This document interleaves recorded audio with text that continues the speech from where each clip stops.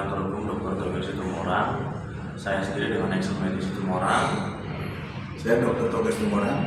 Saya dari Situmorang SAMH CRA. Ya.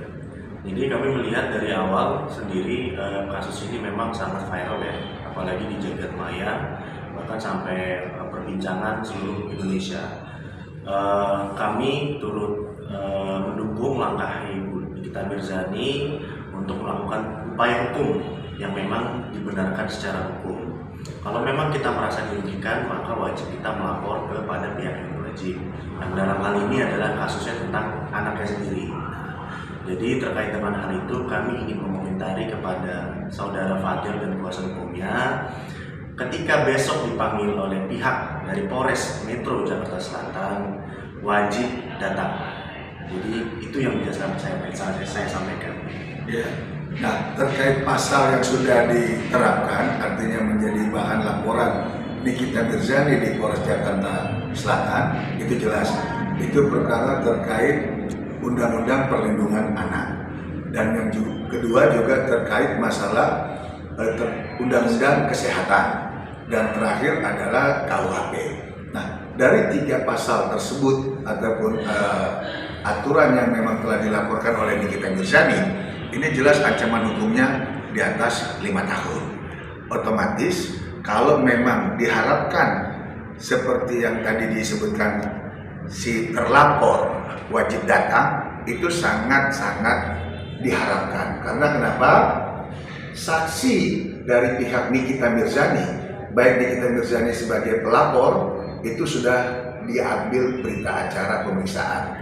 Kedua, Loli sebagai korban atau anak kandung Nikita Mirzani itu pun sudah diambil keterangan, termasuk saksi-saksi dari pihak Nikita Mirzani. Nah, jadi nggak ada alasan si Fadel itu untuk mangkir atau pengacaranya memberikan advis yang memang menyesatkan. Karena kenapa? Terkait masalah Undang-Undang Perlindungan Anak, dalam hal ini yang dilaporkan Nikita Mirzani, negara itu wajib hadir. Negara itu tidak boleh membiarkan laporan yang sudah dilakukan oleh Nikita Mirzani sebagai warga negara yang taat akan hukum. Pak, tapi melihat Undang-Undang Perlindungan Anak, kalau Fadel sudah menyatakan dia suka sama suka melakukan hubungan badan tersebut, itu sudah menjadi fakta hukum. Ya, silakan nanti dibuat menjadi BAP. Ungkapkan apa yang telah dilakukan, dasar suka sama sukanya, kapan dilakukannya, berapa kali dilaporkannya. Namun ingat, apapun dalil dari terlapor yang namanya Fadel, itu adalah haknya dia. Tapi kalau kita mengacu di Undang-Undang Perlindungan Anak, itu tidak berlaku. Karena kenapa? Undang-Undang Perlindungan Anak, anak yang di bawah 18 tahun dalam hal ini itu adalah korban. Jadi hak hukumnya bukan di anak, tapi di ibu kandungnya. Dalam hal ini Nikita Mirzani yang tidak terima hubungan terlarang antara Fadel dengan anaknya. Jadi tidak ada mereka suka sama suka, mereka sama-sama mau, itu tidak ada haknya mereka. Yang mempunyai domain hak hukum adalah Nikita Mirzani. Nikita Mirzani itu takdir oleh Tuhan Yang Maha Kuasa mengandung anak bernama Loli. Itu fakta. Tidak bisa takdir diabaikan. Kalaupun ada statement-statement orang mengatakan dulu diusir, dilepas dari kakaknya, dilepas ini dan itunya, tidak diterima di keluarga, itu kan luapan emosi seorang Nikita Mirzani kepada anaknya. Ingat ya, anaknya loh, bukan anak orang lain atau anak pungut. Jadi hak hukumnya itu mulai terjalin pada saat di dalam kandungan. Bisa dibayangin hak hukum loh, ya, hak hukum melekat antara Nikita Mirzani dengan Loli anak kandungnya, sehingga otomatis laporan Nikita Mirzani itu adalah laporan yang sudah paling tepat dan paling pas. Nah, kaitannya kalaupun ada laporan yang akan dimasukkan lagi oleh Nikita Mirzani, saya yakin itu terkait yang ada yang tanpa izin dari Nikita Mirzani sendiri sebagai orang tua, itu terkait masalah USG ataupun masalah bukti-bukti lain. Kenapa demikian? Yang namanya pemeriksaan USG, pemeriksaan psikiater, ataupun hal-hal yang menyangkut loli, itu wajib orang tua. Dalam hal ini Nikita Mirzani yang mempunyai hak privilege, hak asuh daripada anak kepada ibunya, antara ibu dengan anaknya, itu otomatis Nikita Mirzani tidak terima, pasti akan dilaporkan.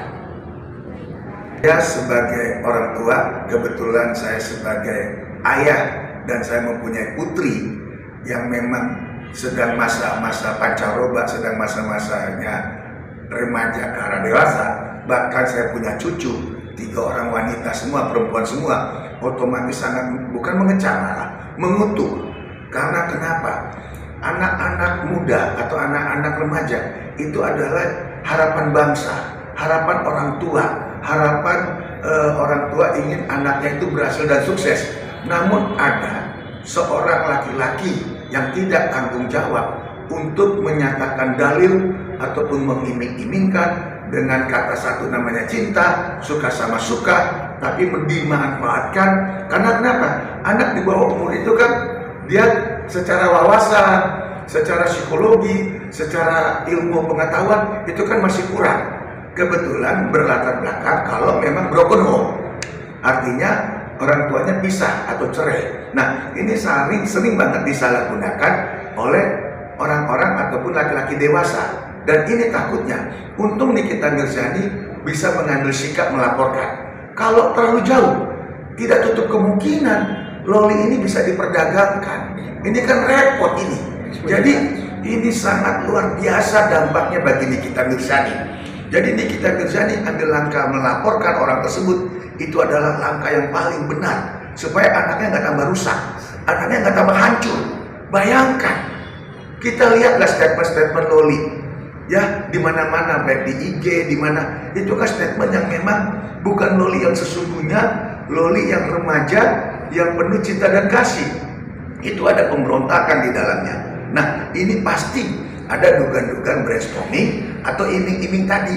Kita lihat bahwa kasih orang tua, terutama kasih ibu, itu sepanjang zaman, sepanjang masa, dia tidak akan pernah hilang ataupun sirna apapun yang terjadi. Sekalipun itu anak tidak menerima ibunya, tapi namanya ibu, ibu adalah ibu. Dialah yang melahirkan anak itu ke muka bumi ini, ke dunia ini. Artinya anak itu wajib mencintai ibunya. Karena apa? Ibu itulah Tuhan kita yang hidup di muka bumi ini.